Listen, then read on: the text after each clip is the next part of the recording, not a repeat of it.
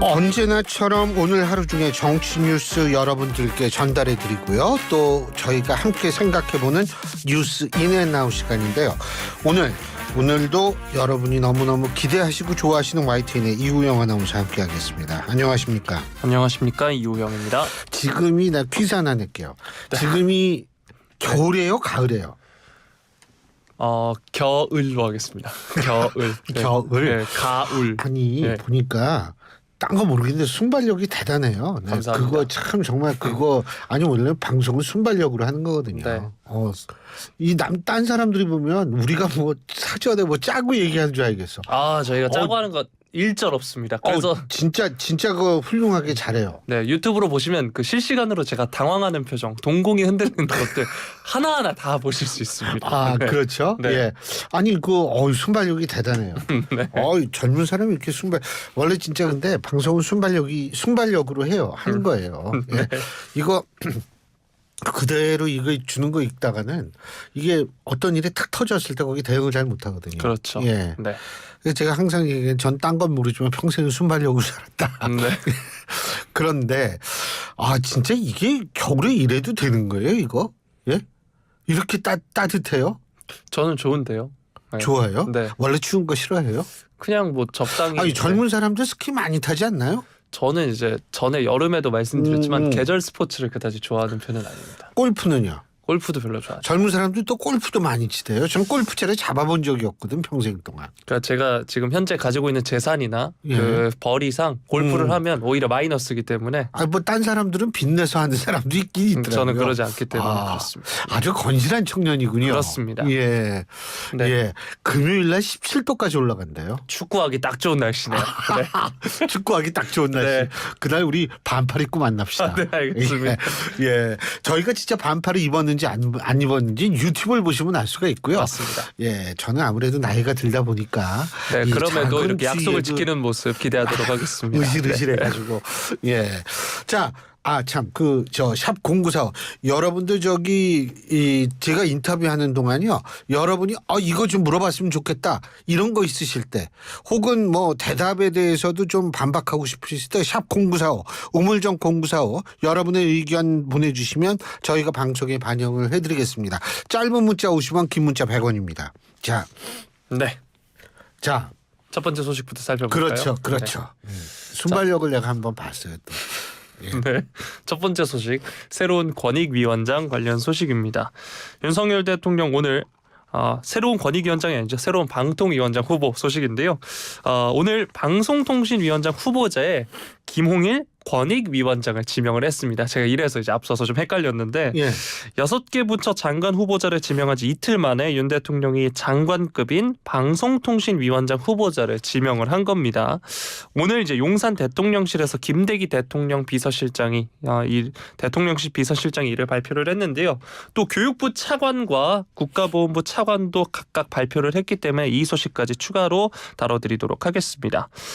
자, 일단 김홍일 권익위원장 강력 특수통 검사 출신으로 지난 7월 국민권익위원장으로 취임을 했고요. 방통위로 자리를 옮기게 되는 겁니다. 이동관 전 위원장이 국회 탄핵소추안 표결을 앞두고 지난 금요일 전격 사퇴를 했는데 닷새 만에 후임자를 발표한 거고요. 김대기 대통령실 비서실장은 김 후보자에 대해서 2013년 부산고등검찰청 검사장을 끝으로 검찰에서 물러난 이후 10년 넘게 변호사로서 권익위원회 위원장 등 법조계와 공직을 두루 거쳤다라고 말을 했습니다. 또 이제 교육부 차관에는 오석환 대통령실 교육비서관 그리고 국가보훈부 차관인 이의환 해군 대령이 각각 내정됐다고 발표를 했는데요.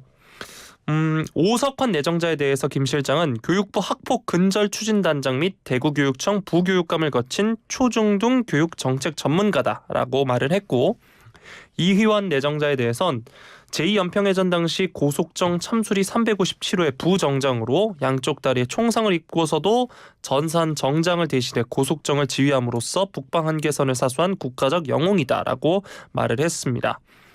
김홍일 후보자는 절차를 거쳐서 임명이 된다면 국민에게 신뢰받고 사랑받는 공정한 그리고 독립적인 방송, 통신이 되도록 최선을 다해서 노력하겠다 말을 했습니다. 자, 윤 대통령이 대통령실 고위 관계자는 기자들과 만나서 윤 대통령의 네덜란드 국빈 방문 출국 전에 추가 개각 일정에 대해선 아마 없을 것이다 이렇게 말을 했고요.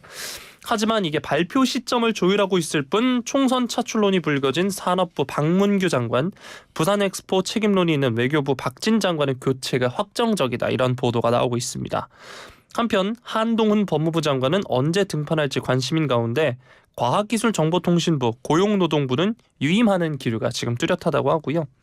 문화체육관광부 장미란 2차관도 출마를 저울질하고 있는 것으로 알려졌는데 후임으로 거론된 게 이영표 축구협회 부회장입니다. 인사검증은 받았는데 최종 고사한 것으로 지금 확인이 되고 있고요. 해수부 박성훈, 국토부 권오진 차관 등 총선을 준비하는 인사들이 있는 만큼 내년 1월 11일 공직 사퇴 시한까지 크고 작은 인사는 계속해서 이어질 것으로 보입니다. 자, 김홍일 후보자 애초 총선 출마가 유력한 한동훈 법무부 장관의 후임 1순위로 꼽혔는데 이동관 전 위원장의 탄핵과 사퇴라는 변수로 1인 기관이 된 방통위에 소방수로 긴급 투입된 것으로 지금 보이고 있는데 이번 지명은 어떻게 보시나요?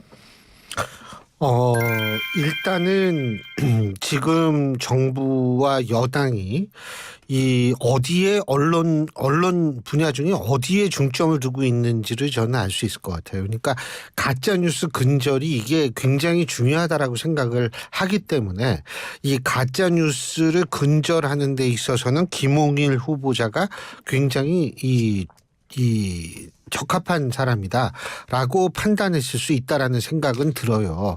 그런데 사실은 지금 야당이 이 문제 삼고 있는 또 검사냐?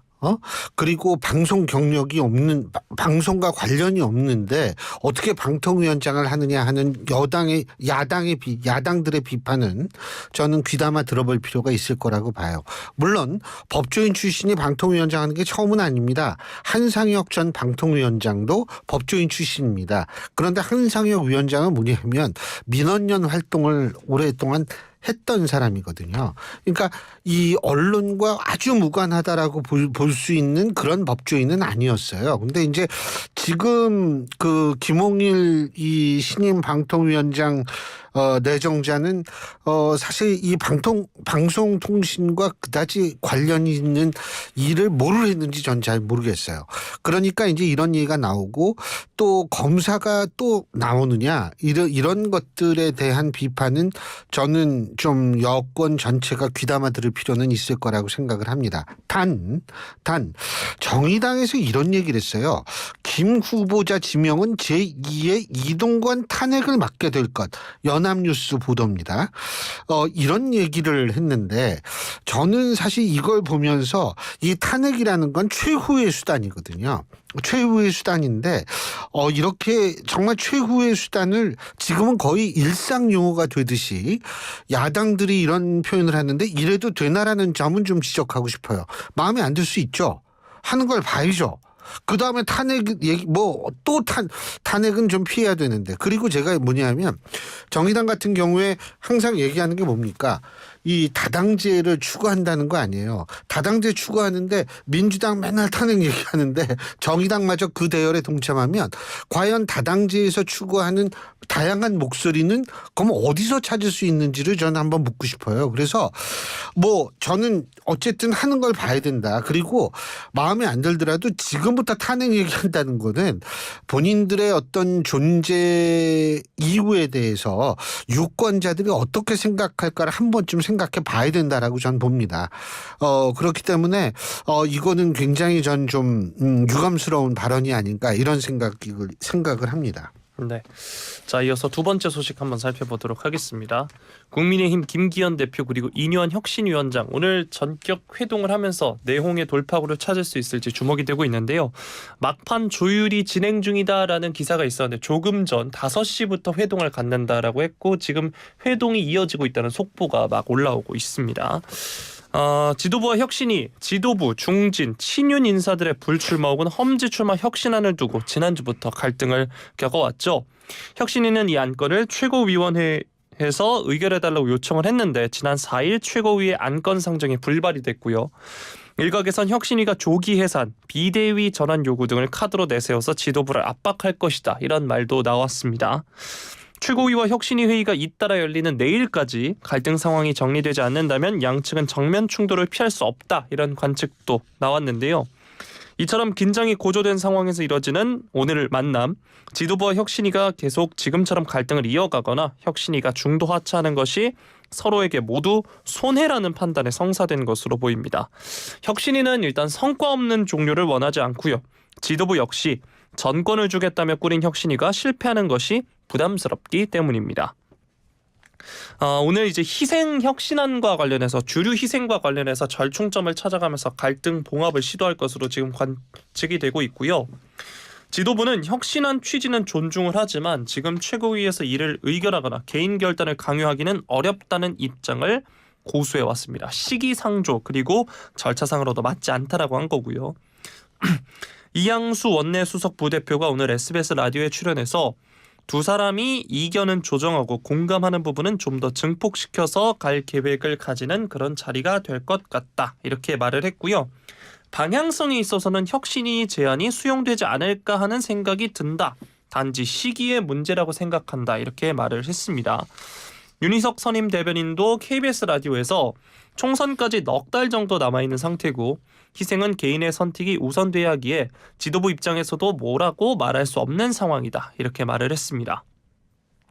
당 내에서는 또 김기현 대표가 기존 입장과 다른 전향적인 메시지를 내야 지도부와 혁신이 간 갈등이 제대로 봉합될 것이라 이런 의견도 나왔는데요. 하태경 의원이 오늘 뉴스킹 박지훈입니다에 나와서 혁신이가 성공하려면 공관위원장이 혁신적인 사람이어야 한다. 두 사람이 만나서 김기현 지도부와 혁신이가 공관위를 합의 구성한다는 정도의 합의안이 나오면 윈윈 할 수 있을 것이다. 이렇게 말을 했습니다. 자, 계속된 지도부 그리고 혁신위의 갈등, 오늘 이제 내일 혁신위 최고위 모두 열리는데 오늘 회동으로 봉합이 될지 관심이 쏠리고 있습니다. 오늘 어떤 결론이 나올 것으로 전망하고 계신가요? 이 정치에서는 상징 언어라는 것이 굉장히 중요합니다. 그런데 윤석열 대통령이 이 국민의힘 당 지도부와 같이 식사를 했다라는 것이 알려지지 않았습니까? 그리고 이제 그 사진도 공개가 되고 이랬는데 이게 바로 상징 언어예요. 그러니까 실제로 윤석열 대통령이 지금 현재 김기현 대표 체제에 대해서 힘을 실어줬다라는 해석을 충분히 가능하게 하는 부분인데 우리 청취자 여러분들 뭐 유튜브로 오신 분들은 아시겠지만 아파요? 아니요. 안 아파요? 네. 예.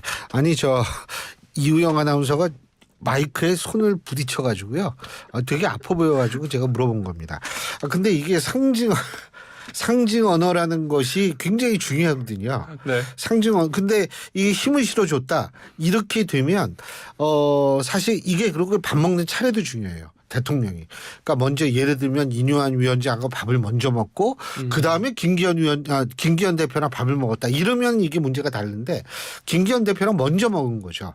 이 얘기는 이 상징 언어로 제가 봤을 때에는 제가 볼 때에는 이뇨한 위원장이 지금 그렇게 막 본인의 목소리 물론 틀린 얘기는 아니지만 이것만을 고집할 수 있는 상황은 안 될 수도 있다라는 그런 것과 또 이뇨한 위원장을 둘러싸고 뭐 여러 가지 뭐 윤심 논란 뭐 많았잖아요.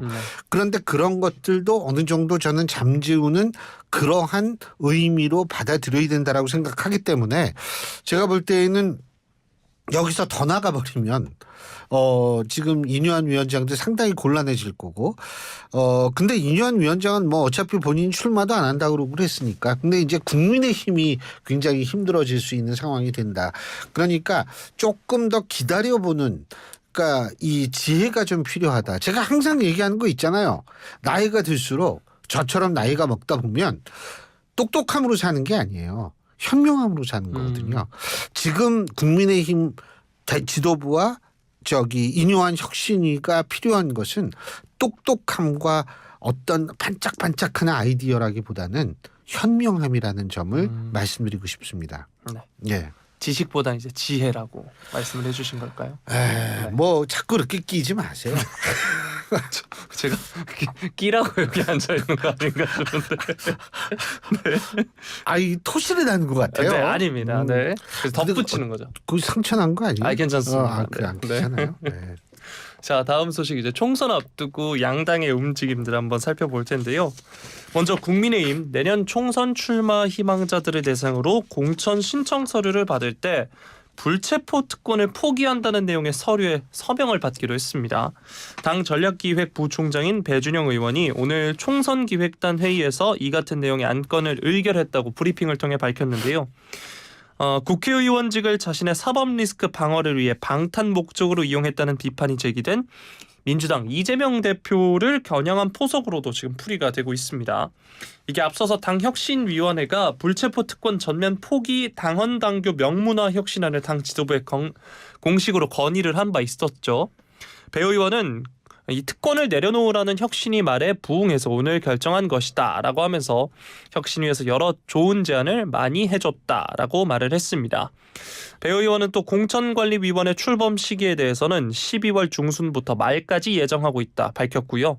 공관위 규모에 대해서는 10명 내외가 될 것 같다라고 말을 했습니다. 이 공관위원장 후보가 누가 되느냐도 관심이 쏠리고 있는데 이는 김기현 대표가 직접 물색할 것으로 보인다라고 배 의원은 설명을 했습니다. 이번엔 민주당 움직임 한번 살펴볼 텐데요. 민주당은 이 예비 후보자 검증 시에 막말 논란도 살펴보기로 했습니다. 민주당의 총선기획단 간사인 한병도 의원은 어제 기획단 5차 회의에서 이같이 결정을 했다고 밝혔는데 예비 후보자 검증 신청 서약서의 기존 5개 항목에 막말 검증 기준을 넣어서 총 6개 항목으로 변동됐다라고 말을 한 겁니다. 이에 따라서 이제 위장 전입, 또 허위 학력, 경력, 연구 윤리, 학교 폭력, 직장 내 괴롭힘, 성폭력 범죄 및 성비위에 더해서 막말 논란까지 들여다본다는 거죠. 앞서서 최고위가 당내 잇따른 설화에 대해서 국민 눈높이에 맞지 않은 막말과 설화, 부적절한 언행을 엄격히 검증하고 공천 심사에도 반영하겠다라고 밝힌 바 있습니다. 또한 총선기획단은 공천 경선 시 정치 신인에 대해 일괄적으로 20%를 가산하던 기존 규정을 바꿔서 17개 시도 광역단체장의 경우 가산점을 10%만 부여하기로 했고요. 자, 여야 모두 총선을 앞두고 각각 요건을 강화하는 모양새입니다. 이 소식 뉴스인 부탁드리겠습니다. 일단은 여당이 그 불체포 특권 포기 서명을 받는다. 요거는 쉬워요. 요거는 쉬운 거고 또 하나 의미를 부여한다면 뭐냐면 혁신위에서 이거 요구한 거거든요. 그러니까 혁신위 안을 받아들인다라는 의미 부여도 가능하고 그리고 불체포 특권 포기 서명 받는 거는 지도부가 얼마든지 결정할 수 있는 거예요. 근데 이제 뭐 누구 나가고 뭐 너 당신 어디로 나가고 이건 공관위 문제니까 그걸 자꾸 지도부에 요구하는 것도 참 무리가 있지만 어쨌든 요거는 혁신위에서 요구한 거를 받아들였다는 그것도 그 명분도 되고 또 하나는 이거는 비교적 명확하게 할 수 있는 문제입니다. 그런데 이 민주당이 막말을 이걸 그 논란을 살펴본다. 물론 그 취지와 이런 건 좋아요. 문제는 뭐냐면 뭐를 막말로 생각을 하느냐는 문제가 발생을 해요. 기준의 문제요. 기준뿐만이 아니고 그러니까 예를 들면은 상대에 대한 과도한 공격도 막말이라고 할 건지 인신 공격은 막말이겠지만 근데 인신 공격은 어디까지 이게요. 위성정당 방지 이거하고 똑같은 거거든요. 예를 들면 위성정당의 개념이 어떻게 되는지 이게 중요해요. 그러니까 예를 들면 지금 민주당 같은 경우는 조국 전 장관이 많이 신당을 차릴 경우에 조국 신당이 나오는 거고 송영길 전 대표가 신당을 차리면 송영길 신당이 나오는 거 아니겠어요? 그러면 송영길 신당과 조국 신당을 위성정당으로 봐야 되는지 별개의 정당으로 봐야 되는지 그리고 별개의 정당으로 봤다라고 하더라도 나중에 민주당하고 합당하지 그때 말라 그럴 거예요. 어떻게 할 거예요. 그러니까 이게 위성정당을 방지한다라는 게 이게 말처럼 쉬운 게 아니에요. 어디까지 위성정당을 볼 건지 막말도 마찬가지예요. 어디까지를 막말로 볼 건지 그리고 내 소신이었다. 그러고 뭐 이거는 의당한 정당한 비판이다. 이러면은 이게 막말 딴 사람들은 막말이라고 해도 본인이 아니라고 그런 얘기할 땐 그때는 어떻게 할 건지 여러 가지 문제들이 발생을 하거든요. 그렇기 때문에 이 부분에 있어서 취지는 저도 100% 공감을 합니다만 쉽지는 않을 거고 또 다른 논란의 불씨가 될 수도 있다라는 생각이 듭니다. 네. 자, 마지막 소식 살펴보도록 하겠습니다. 더불어민주당 홍익평 원내대표, 내년도 예산안 처리 지연과 관련해서 정부 여당과 합의가 안 된다면 민주당이 준비한 안을 단독으로 처리하겠다 이렇게 말을 했습니다. 반드시 이번 정기국회 내 예산안을 처리하겠다라고 밝힌 건데요. 국민의힘 지도부가 어제 윤 대통령과 오찬을 한 뒤 내년도 예산안 처리를 위해 야당에도 협조를 구하기로 했다라고 밝힌 것을 두고는 그동안의 잘못을 숨기고 엉터리 예산을 밀어붙이겠다는 알리바이 만들기라면 단념하기를 바란다. 민주당이 제시한 민생 미래 예산안에 성의 있는 태도부터 보이라 이렇게 말을 했고요. 말 따로 행동 따로인 예산안을 바로잡는 것이 야당의 협조를 구하는 시작이다라고 말을 했습니다. 민주당은 협상할 준비가 오래전부터 돼 있었다라고 하면서 정부 여당에 대해 정기 국회 내 예산이 통과될 수 있도록 적극 협력하라 말을 했습니다. 내년도 예산안과 관련해서 여야 간 이견이 지금 좁혀지고 있지 않은 상황인데 민주당은 단독 처리를 예고했습니다. 이 소식도 뉴스인 부탁드리겠습니다. 그런데요. 뭐 워낙 단독을 많이 하니까 단독 처리를 할 수는 있겠지만 이것이 실제로 지금 이 그러니까 촉구를 하는 엄포성 촉구인지 뭔지는 아직 우리가 정확히 얘기할 수는 없어요. 단지 제가 말씀드리고 싶은 것은 뭐냐면 이 사실은 결산도 중요하거든요. 결산은 그냥 두리뭉술이 넘어가는 경우가 많아요. 예산은 뭐예요? 우리 국민들의 혈세, 정말 우리 국민들이 피땀 흘려 벌은 돈 가지고 내년 국가 살림을 어떻게 하느냐 하는 거거든요. 거기에서는 여당 지지자들 낸 세금도 있고 야당 지지자들이 낸 세금도 있어요. 예? 그런데 그래서 우리가 세금 낼 때 뭐 좋든 싫든 내긴 내지만 중요한 건 이 여야가 이것을 합의해야 되는 이유는 뭐냐면 온 국민을 아우를 수 있는 예산안이 되기 위해서 합의를 하는 거고 협의를 하는 거거든요. 근데 야 이거 시간을 지키기 위해서 나 혼자라도 한다라는 논리는 저는 사실 동의하기가 좀 어려워요. 그런 차원에서. 두 번째 제가 말씀드리고 싶은 건 민주당이 이런 식으로 나오는 거 이해는 합니다. 하지만 중요한 것은 뭐냐면 민주당이 이런 식으로 나오게 됐는데 저쪽에서 반응하는 거 그럼 이런 식이 뭘까? 쌍특검 뭐 통과시키고 막 이런 식의 정의 또 정쟁의 소지가 있는 아이템들이 있거든요. 이것 때문에 서로 싸우는 거예요, 사실은. 그 여야 모두 맨날 입에 민생 달고 살잖아요. 우리나라 정치인들은 아마 잠꼬대도 민생 그럴 거예요, 아마. 네. 근데 그 민생이라는 거에 가장 핵심이 예산인데 이 예산이라는 게 정쟁 뒤에 숨어버린다. 이거 사실 말이 안 되거든요. 20년 동안 기한 져가지고 기한 내에 예산안 통과시킨 게 딱 2번밖에 없다는데 18번이 그러면 기한 막 쫓겨가지고 그냥 한 거거든요. 거기다가 선거 앞두면 맨날 선심성 예산 맨날 그러잖아요. 자, 민생 얘기하면서 시한도 안 지켜. 민생 얘기하면서 그럼 나 혼자 할래. 뭐 이런 식으로 나오고 또 민생 얘기하면서 예산안 처리해야 되는데 서로 싸우고 있고 정쟁하고 있고. 저는 이거 보면서 우리 유권자 청취자 여러분들께 한 가지 부탁하고 싶은 게 있어요. 뭐냐면 우리가 대의민주주의 3요소가 있어요. 그중에 하나가 책임 귀속성인데 뭐냐면 우리가 이 선거 때 뭐 정책 안 보고 찍으셔도 돼요. 그럼 뭘 보고 찍으셔야 되냐면 내 지역에 나와 있는 국회의원들이 내 세금 어떻게 썼고 나의 이익에 어느 정도 부합하는 행동을 했고 이걸로 해서 이걸 기준으로 찍으시면 돼요. 이게 책임 귀속성이거든요. 조금 유식한 말로. 그러니까 이 사람들이 이 정치하는 사람들이 국민 무서운 줄을 알아야 되는데 국민 무서운 줄을 모르는 거예요. 예? 그러면서 맨날 민생 얘기하고 뭐 국민 얘기하고 나는 정치인들이 얘기하는 국민이 누구를 지칭하는 건지 의심스러울 때가 많거든요. 그러니까 이번에 내년 총선 때는 한번 유권자의 힘을 보여줍시다. 여기까지 해야죠. 네, 책임 귀속성. 막 연설한 것 같아요. 예. 오늘 말씀 여기까지 듣겠습니다. 네. 수고하셨습니다. 고맙습니다. 예, YTN의 이우영 아나운서였습니다.